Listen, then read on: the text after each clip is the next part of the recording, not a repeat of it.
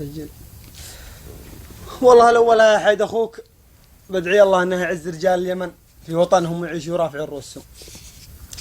والثانية كتب ذا القصيدة في واحد قال له أبو حسين العنزي بعد ما كنت أشتغل عنده حارس، قعدت عنده شهر أو شهر ونص. يوم ذاك النهار جوني عياله 2 وشباب معهم، قالوا يا أبو يمن قم غسل البيالات وسوي لنا قهوة.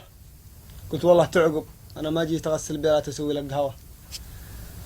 والله حصل بيني وبينهم شوي حديث وجابوهم، أبوهم رجال كفو والله، زاق الله عقاله عليه واستسمح مني. والله قمت أسوي له عنده ذا الأبيات، وأقول يا أبو حسين أهديك من شعر أبيات وأرجوك تسمع وش يقول اليماني.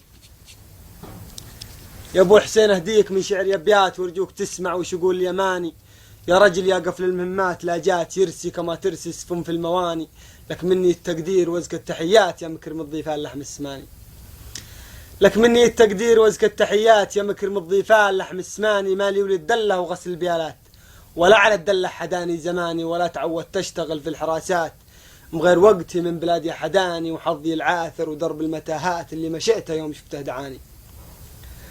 وحظي العاثر ودرب المتاهات اللي مشيته يوم شفته دعاني. ولا ترى ربعي رجال البطولات قوم لها فوق الثريا مكاني. مراد ربعي كاسبين الجمالات سنايدي في كل محضر وعاني.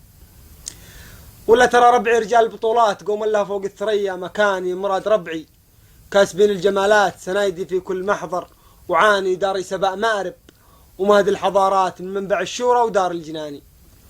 داري سباء مارب ومهد الحضارات من منبع الشورى ودار الجناني. ذكر زمن بلقيس في محكم آيات يكفيني الهدهد رسول سلماني. هذه دلائل واضحة فوقها اثبات وفي كتاب الله تلقوا المعاني. رضاك يكفي يا خوي المروات انت المضيف وانت راعى المكاني. والله سلامتكم.